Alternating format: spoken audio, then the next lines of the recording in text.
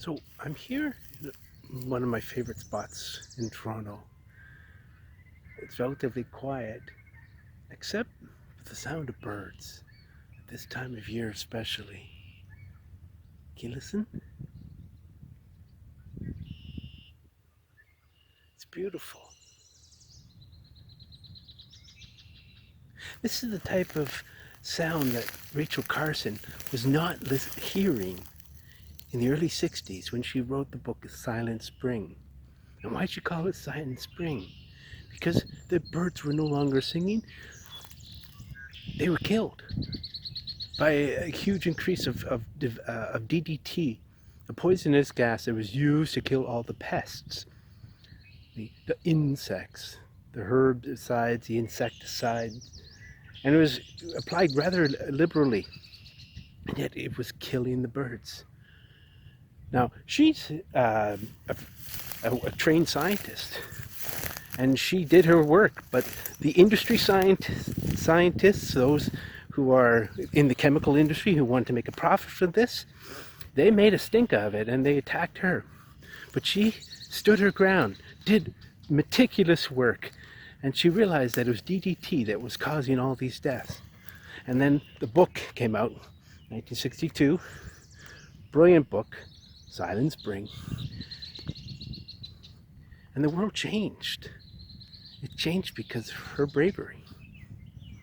There's a part of the book I want to read to you. It's brilliant. It sums it up so well. She says, "Can anyone believe it possible to lay down such a barrage of poisons on the surface of the earth without making it unfit for all life? They should not be called insecticides, but biocides." The interesting thing is, when Rachel Carson was doing her research, she found out that there were over 500 chemicals, human-made chemicals, that were out there in the world. That was in the 60s. Do you know what? There are well over 1,000 human-made chemicals today?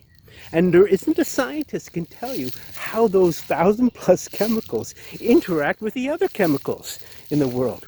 We just let them out. It was, you'll see this in our on our slides. The industry chemists were arguing that it is the human duty as a chemist, the scientist, to control nature. And you know what Rachel Carson said about that? It's human arrogance to think we should or even could control nature. Nothing was really looked at as an alternative. The gut reaction was kill. You got bugs? Put some poison out there. Oh, don't worry. It's not going to affect. We're not interconnected. And yet, that's what caused the Silent Spring. It wasn't the idea of monocrop culture, one single crop being made. The way we harvest, the way we plant, and the way we grow our crops, that wasn't looked into. No, we can just solve the problem by putting in chemicals.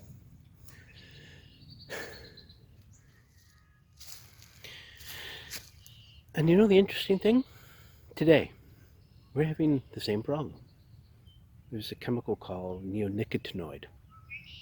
It's used to protect crops from pests. It's proving to be very dangerous and lethal for bees.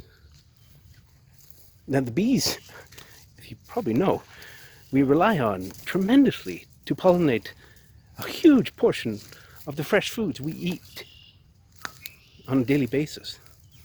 Without the bees, we're going to lose a lot. But the bees and their death don't seem to matter. We need to get very cheap food to us and very quickly. Now, of course, studies have shown that there's a problem. There's been some issues that are not absolutely known. And guess what?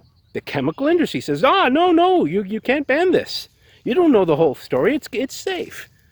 Europe's had pretty good success on it. Canada's been struggling. We have moved there, but not without a fight. And I'm thinking, when will we ever learn? Well, hello. When will we ever learn not to kill these very creatures that are part of us?